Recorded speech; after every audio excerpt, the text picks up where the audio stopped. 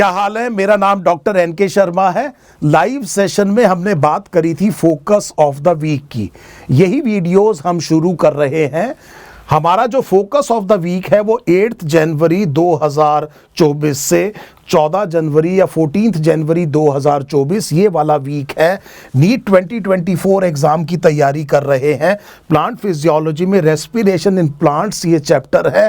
Plant physiology के बारे में समझ लीजिए कि पहले 5 चैप्टर होते थे, 2 हटा दिए गए हैं। कुछ part plant growth and development में से हटा दिया गया है। अगर मैं देखूं तो करीब करीब अगर हर एक यूनिट से 10 क्वेश्चन अगर पूछे जाएंगे तो मुझे ये बात समझ में आ रही है कि इस बार प्लांट फिजियोलॉजी से ऐसा लगता है कि रेस्पिरेशन इन प्लांट और खास तौर पे फोटोसिंथेसिस और प्लांट ग्रोथ रेगुलेटर से काफी अच्छे क्वेश्चन पूछे जाएंगे।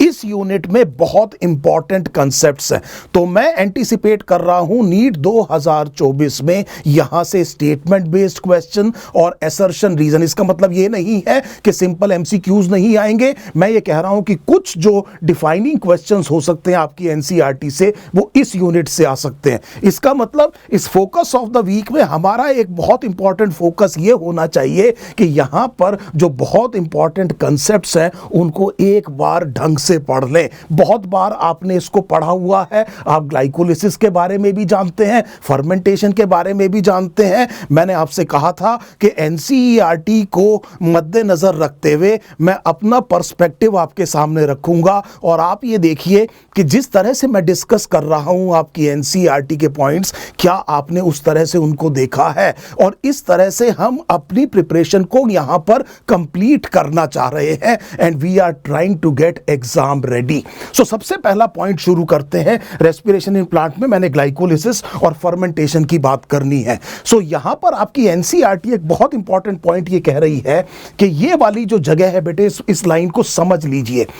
ये जो ग्लाइकोलिसिस है हर एक तरह के सेल में देखने को मिलता है, प्रोकैरियोट हो, यूकैरियोट हो, जितने लिविंग ऑर्गेनिजम्स हैं सब में आपको ग्लाइकोलिसिस देखने को मिल रहा है। पॉइंट नंबर 1 ऐसे समझिए कि एक पाथवे अगर इतना कॉमन है, प्रोकैरियोट्स में भी है, यूकैरियोट्स में भी है, एसेंशियली स्टेप्स बिल्कुल सेम है। इसका मतलब ये हुआ कि वो इवोल्यूशन में बहुत अर्ली पाथवे होना चाहिए। One of the earliest pathway would be the glycolysis. So पहली बात तो ये पॉइंट नंबर 1 आपको समझ में आ गया। लाइव सेशन में भी मैंने आपसे कहा था कि एक जर्नल अपने पास रखिएगा, एक पेन साथ में रखिएगा। बेटे जब भी कुछ पढ़ते हैं अपने हाथ में पेन और कॉपी जरूर होनी चाहिए, ताकि अगर कोई चीज ऐसी सामने आ जाए जो लिखने योग्य है तो उसे उसी टाइम आप एनोटेट कर दें, नहीं तो दोबारा याद नहीं आएगी। ये बात आप मेरे से लिख के रखिए। और इसीलिए मैंने आपसे कहा था कि पढ़ते कैसे हैं इफेक्टिवली, इस बारे में भी चर्चा करेंगे। तो अगर आप बिना जर्नल और बिना पेन के बैठ के पढ़ रहे हैं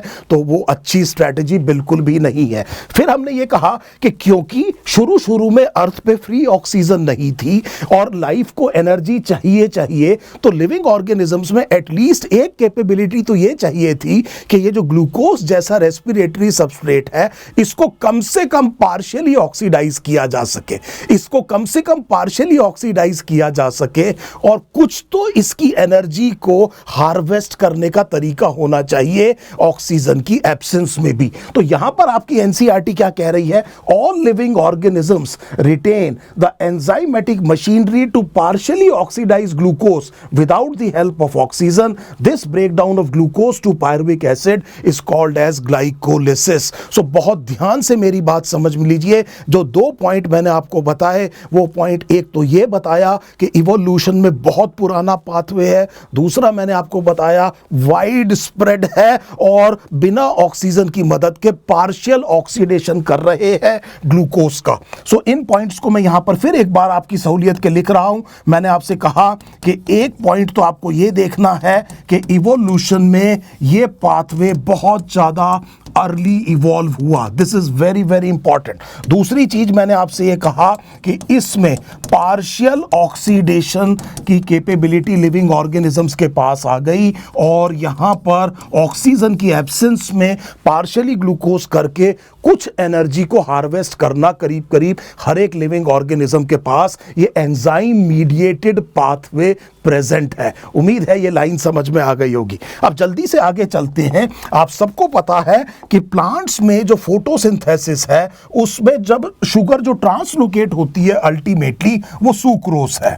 सो पहली चीज तो हमें ये समझ में आ गई। मैंने सीधा, देखिए बेटे फिर मैं आपसे कह रहा हूं कि मैं कुछ पॉइंट्स जो है वो जल्दी से बता रहा हूं। मुझे पता है कि आपको बहुत चीजें आती हैं और बिना बात के मैं टाइम खराब नहीं करूंगा। इस टाइम बहुत वैल्यूएबल है। ऐसी चीजों में बार बार बात नहीं करेंगे जो हमें आती है। हमें पता है सुक्रोज जो है वो बेसिकली ट्रांसलोकेट होता है। एक और चीज हमें पता है कि ये सुक्रोज जो है one of the common noun reducing sugar है। बायोमोलिक्यूल से मुझे क्वेश्चन याद आया कि किसी एक कॉमन नॉन रिड्यूसिंग शुगर का एग्जांपल दीजिए, तो सुक्रोज आपसे क्वेश्चन पूछा जा सकता है। अब प्लांट्स में हमने ये कहा स्पेसिफिकली कि इस सुक्रोज को एक एंजाइम है, इसका नाम है इन्वर्टेस। सो ये इन्वर्टेस इसको कन्वर्ट करेगा ग्लूकोज में, दो मोनोसेक्राइड्स में इसको हाइड्रोलाइज करेगा, हाइड्रोलिसिस डाइजेशन को कहते हैं, और फ्रक्टोज में। सो हमने ये कहा कि यहां से आप शुरुआत करेंगे। सुक्रोज को हाइड्रोलाइज किया, सुक्रोज एक डाइसेक्राइड है, दो मोनोसेक्राइड बने, ग्लूकोज को रिवाइज कर लेते हैं, एल्डोहेक्सोस है, एल्डोस है, और 6 कार्बन की शुगर है, मोनोसेक्राइड है। फ्रक्टोज को रिवाइज कर लेते हैं, कीटोहेक्सोस है। अब देखिए बेटे, ये जो ग्लूकोज है इसको फॉस्फोराइलेट किया जाएगा। सो इसका मतलब आपको पता है इस एंजाइम का नाम है हेक्सोकाइनेस, और ये फॉस्फोराइलेट होकर के बना ग्लूकोज 6 फॉस्फेट। अब समझने की कोशिश ये करिए कि यहां पर एक छोटा सा पॉइंट मैं आपको बताना चाह रहा हूं। ये बात ध्यान से समझिएगा क्योंकि यही पाथवे एनिमल सेल में भी हो रहा होगा। इंसुलिन जैसे हार्मोन्स भी इस तरह के मेटाबॉलिक पाथवे में अपना रोल प्ले करेंगे। तो पहले तो यह समझिए कि जिस टाइम पर ग्लूकोज किसी सेल के अंदर गया और उसे फॉस्फोराइलेट कर लिया गया, तो यहां पर इसकी मदद से ग्लूकोज को सेल के अंदर ट्रैप कर लिया जाता है। सो थोड़ा सा एक्सटेंशन मैंने आपसे यह कहा, मैंने ये कहा कि इस ग्लूकोज को जो फॉस्फोराइलेट किया है इससे फायदा यह है कि ग्लूकोज 6 फॉस्फेट वापस डिफ्यूज करके बाहर नहीं आ पाएगा। तो एक छोटा सा एक्सटेंशन किया कि इस स्टेप का एक इंपॉर्टेंट फायदा क्या है। ऑब्वियसली आप इसे प्राइम कर रहे हैं तोड़ने के लिए, वो बात ठीक है बिल्कुल, लेकिन एक और चीज ये है कि ये वाला स्टेप जो है ये इसे ट्रैप कर देगा।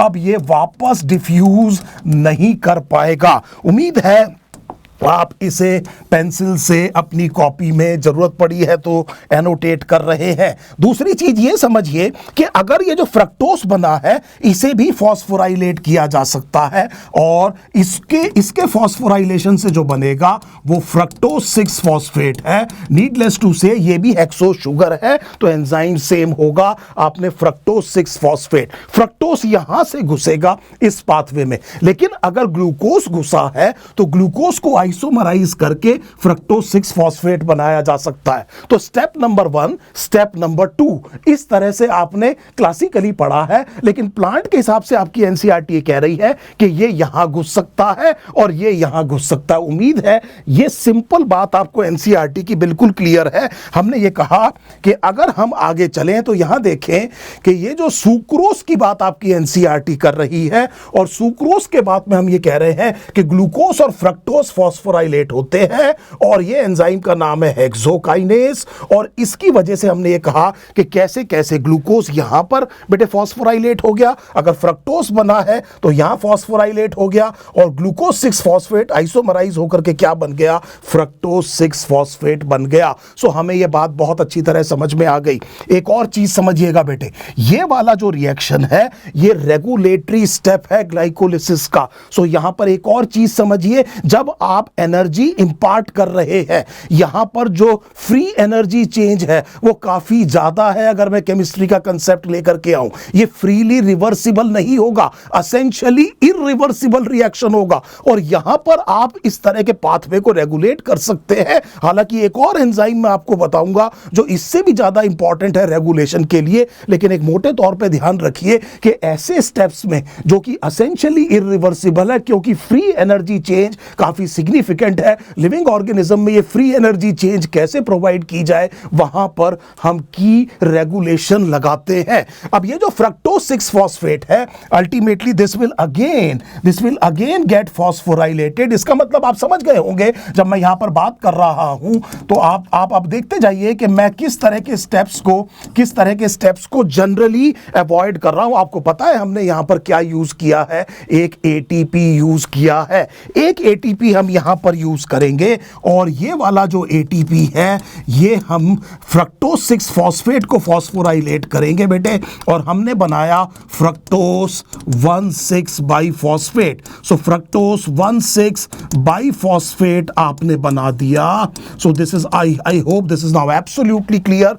इस एंजाइम का नाम याद रखिएगा, इस एंजाइम का नाम है फॉस्फोफ्रक्टोकाइनेस। सो ये जो एंजाइम है इसको फॉस्फोफ्रक्टोकाइनेस कहा जाता है बेटे, और ये भी बहुत ही इंपॉर्टेंट रेगुलेटरी स्टेप है। उससे भी ज्यादा इंपॉर्टेंट रेगुलेटरी स्टेप ये है, अगर आप एलोस्टेरिक इनहिबिशन जानते हैं तो इस एंजाइम का एलोस्टेरिक इनहिबिटर एटीपी मॉलिक्यूल है। एटीपी रेस्पिरेटरी पाथवे का एंड प्रोडक्ट है और वो इसको एलोस्टेरिकली रेगुलेट करता है। मुद्दे की बात यह है कि ये फ्रक्टोज 1,6 बाइफॉस्फेट बन गया। अब देखिए बेटे, स्टेप नंबर 1 हो गया, स्टेप नंबर 2 हो गया, स्टेप नंबर 3 हो गया, और पहले 3 स्टेप में ही ग्लूकोज को प्राइम किया गया। सो हमने क्या किया है, यहां पर ग्लूकोज को प्राइम किया है और अब तक हमने 2 एटीपी पर ग्लूकोज इसको हमने यूज कर लिया है। सो पर एटीपी 2 ग्लूकोज मॉलिक्यूल हम यहां पर यूज कर चुके हैं। उम्मीद है ये सब चीजें हमें अच्छे से रिवाइज हो रही हैं। अब आप ऐसे समझिए कि ये जो फ्रक्टोज जो है वो इस तरह की शुगर है। सो फ्रक्टोज में ये ऑक्सीजन से मैंने बंद किया, एक कार्बन इधर है, एक कार्बन इधर है, carbon number 1, carbon number 2, carbon number 3, carbon number 4, carbon number 5, carbon number 6। तो मैं अगर फ्रक्टोज 1,6 बाइफॉस्फेट बनाऊंगा तो एक फॉस्फेट यहां होगा, एक फॉस्फेट यहां होगा। इसका मुझे फायदा क्या हो रहा है कि जब मैं इसे क्लीव करूंगा बीच में तो 3 कार्बन के 2 मॉलिक्यूल्स बन सकते हैं जो काफी सिमेट्रिकल है, दोनों फॉस्फोराइलेट होंगे, और फॉस्फोराइलेट होंगे तो इसका मतलब डिफ्यूज करके सेल से बाहर नहीं निकलेंगे। तो अगर आप पूछें कि सर ग्लूकोज से फ्रक्टोज क्यों बनाया, अगर मान लीजिए एग्जामिनर इस तरह के क्वेश्चन तक पहुंचता है तो आपको यह समझ में आ गया कि आपने इसे बीच में से क्लीव करके देखिए, 1 2 3, 1 2 3, 2 ट्रायोस बना सकते हैं, दोनों के पास एक एक फॉस्फेट होगा और दोनों डिफ्यूज करके वापस बाहर नहीं आएंगे। सो ये जो एंजाइम है ये फ्रक्टोज 1,6 बाइफॉस्फेट, ये जो मॉलिक्यूल है ये फ्रक्टोज 1,6 बाइफॉस्फेट है। इमीडिएटली मुझे पता चल गया कि अब इसको क्लीव करेंगे, एंजाइम का नाम है एल्डोस, और 2 बेटे ट्रायोस बनेंगे 3-3 कार्बन के, एक को आप फिर कीटोस कहेंगे जिसका नाम है डाईहाइड्रोक्सी एसीटोन फॉस्फेट, और एक को आप कहेंगे ग्लिसरैल्डिहाइड 3 फॉस्फेट। सो ये वो स्टेप हैं जो आपको आते हैं। हमें ये पता चल गया कि अब इसको क्या किया गया है, यहां पर क्लीव किया गया है, यहां पर क्लीव किया गया है और 2 ट्रायोस बने हैं। एक ट्रायोस कौन सा है, G3P, और एल्डोलेस नाम कहेंगे बेटे इस एंजाइम का, इसका नाम एल्डोलेस है। एक ग्लिसरैल्डिहाइड 3 फॉस्फेट, एक डाईहाइड्रोक्सी एसीटोन फॉस्फेट। ये बेटे हमने क्या कहा, कीटोन है, ये क्या है, एल्डिहाइड है। अब एक आइसोमराइजेशन से ये जो DHAP है it will be converted into G3P। इसका मतलब ये हुआ कि इन 5वें स्टेप में जब ये आइसोमराइजेशन हो गया, इसकी मदद से एक ग्लूकोज से अगर हमने शुरू किया है तो 2 ट्रायोस बनेंगे, 2 मॉलिक्यूल बनेंगे 3 कार्बन के, और एक तो जैसे DHAP है, एक G3P है, लेकिन क्योंकि DHAP G3P में चेंज हो गया है तो हम ये कह रहे हैं कि इफेक्टिवली एक ग्लूकोज से 2 ग्लिसरैल्डिहाइड 3 फॉस्फेट बन गए। उम्मीद है ये बात आपको समझ में आ गई होगी। This should be now very very easy. Examiner हो सकता है आपसे पूछे करा क्यों, आपने इसको इसको इसमें कन्वर्ट क्यों किया? सो हम ये कह रहे हैं कि अगर हम यहां से इसको इधर ले जाएं तो अगले 5 स्टेप केवल G3P के हिसाब से चलेंगे और मेरे पास एक ही मेटाबॉलिक पाथवे होगा इस कन्वर्जन की मदद से, जो कि मैं सारे के सारे मॉलिक्यूल्स को मेटाबोलाइज कर पाऊंगा और मेरा रेगुलेशन सिंप्लीफाई हो जाएगा। उम्मीद एक सोचने की कोशिश करिए, अगर मैं डिफरेंट 5 स्टेप से इसको तोड़ता और डिफरेंट 5 स्टेप से इसको तोड़ूं तो प्रॉब्लम क्या होगी कि मेरे पास कॉम्प्लेक्सिटी हो जाएगी और रेगुलेशन में दिक्कत आनी शुरू होगी। तो कितना आसान कर दिया कि इस DHAP को G3P में कन्वर्ट कर दिया और ये जो G3P है इससे हमने क्या किया, अगले 5 स्टेप किए। सो ये वाला जो फेज है, इस फेज को आप एप्रोप्रिएटली इन्वेस्टमेंट फेज कहते हैं, इसको आप एप्रोप्रिएटली इन्वेस्टमेंट फेज कहते हैं। और इस इन्वेस्टमेंट फेज में पर ग्लूकोज मॉलिक्यूल, सो ऐसे देखिए कि जो स्टेप नंबर 1 to 5 है, स्टेप 1 से लेकर के जो स्टेप 5 है, इसको आपने ये कहा कि दे आर इन्वेस्टमेंट फेज। और इन्वेस्टमेंट फेज में हमने ये कहा कि एक ग्लूकोज मॉलिक्यूल ब्रेक डाउन हुआ, ये 6 कार्बन का है, ये ब्रेक डाउन हुआ 2 ट्रायोस में, सो 3 कार्बन के एक DHAP में और 3 कार्बन के G3P में। DHAP आइसोमराइज होकर के G3P बन गया, तो बेसिकली 2 मॉलिक्यूल बने 3 कार्बन के G3P। इससे हमें फायदा ये हुआ कि यहां पर हम अब बड़ी आसानी से इसको रेगुलेट कर पाएंगे। इसके अलावा हमने ये कहा कि 2 ATP यूज हुए। 2 ATP क्या हुए हैं बेटे? यूज हुए हैं। अभी ATP बना नहीं है, हम कोशिश कर रहे हैं एनर्जी बनाने की, लेकिन हम पहले ग्लूकोज को क्या कर रहे हैं? प्राइम कर रहे हैं। और हमने ये कहा कि यहां पर 2 ATP यूज हुए। एक स्टेप था जिसमें ग्लूकोज से ग्लूकोज 6 फॉस्फेट बनाया, दूसरा स्टेप वो था जब फ्रक्टोज 6 फॉस्फेट से फ्रक्टोज 1,6 बाइफॉस्फेट बनाया। सो आपकी NCERT ये कह रही है कि ध्यान रखिए किस स्टेप में ATP इस्तेमाल हो रहा है। तो यहां पर ग्लूकोज मॉलिक्यूल 2 ATP इसको प्राइम करने के लिए इस्तेमाल हुए हैं। उसके बाद इसको क्लीव किया गया और फिर मॉलिक्यूलर रीअरेंजमेंट किया गया। एक और चीज समझिएगा बड़े ध्यान से, तीसरी चीज मैं ये कह रहा हूं कि जहां पर भी आपने इसको इस्तेमाल किया हेक्सोकाइनेस, और खास तौर पे जो एंजाइम है फॉस्फोफ्रक्टोकाइनेस, ये वो एंजाइम है जिन पे आप रेगुलेशन लगाएंगे। सो ये भी बात आपको अच्छे से समझ में आ गया कि की रेगुलेटरी एंजाइम्स ये है। ATP फॉस्फोफ्रक्टोकाइनेस का एलोस्टेरिक इनहिबिटर है। इतनी बात जब आपको अच्छे से समझ में आ गई, फिर आपने ये देखा कि ये जो मैंने DHAP को कन्वर्ट किया है किसमें? G3P में। इसके लिए किया है ताकि मेरा रेगुलेशन आसान हो जाए। सो यहां पर सबसे पहले प्राइम किया गया, मॉलिक्यूलर रीअरेंजमेंट करके उसको तोड़ा गया और आइसोमराइजेशन किया गया। ये वो स्टेज है जिसे आप पहले 5 स्टेप कहते हैं, the first half of the glycolysis. इसके बारे में जो क्वेश्चन आ सकते थे वो मैंने आपको बताया। और आपने जो स्पेसिफिकली ध्यान रखना है वो ये है कि प्लांट्स में ये बात शुरू होगी नॉर्मली सुक्रोज से, और सुक्रोज कन्वर्ट होगा ग्लूकोज और फ्रक्टोज में। और हमने ये कहा कि ये इंडिविजुअली फॉस्फोराइलेट हो सकते हैं हेक्सोकाइनेस से। सो अगर आप यहां NCERT पर जाएं तो ग्लूकोज और फ्रक्टोज फॉस्फोराइलेट हुआ। आप देखिए ये एंजाइम का नाम है हेक्सोकाइनेस, और उसके बाद में फ्रक्टोज 6 फॉस्फेट बना। उसके बाद में हमने कहा कि दोनों के स्टेप सेम है और ग्लाइकोलिसिस में 10 रिएक्शंस हैं, और लास्ट में क्या बना बेटे? पायरुवेट। लेकिन 2 स्टेप पर ATP यूटिलाइज हुआ।